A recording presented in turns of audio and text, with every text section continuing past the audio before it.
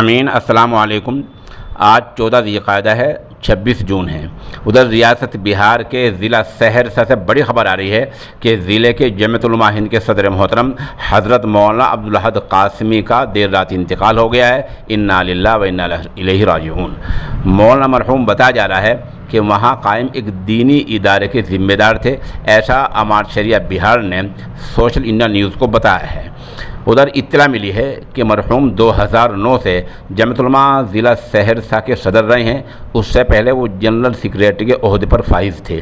اس حادثے فاجعہ پر جمعیت علماء ہند کے قومی صدر مولانا محمود مدنی اور جمعیت کے ہی قومی جنرل سیکریٹری مولانا حکیم الدین قاسمی نے گہرے رنج و الم کا اظہار کیا ہے۔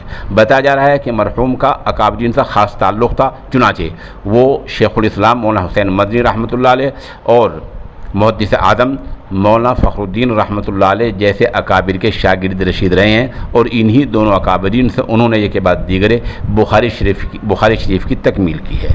مرحوم کا عالم یہ تھا، وہ چونکہ مہمان نواز سے متبادل تھے، اس لیے ان کی وجہ سے وہاں حضرت مولانا حفیظ الرحمان سیوہاری، فدائے ملت مولانا اسد مدنی، مولانا سید ارشد مدنی جیسے اکابرین تشریف لے جا چکے ہیں۔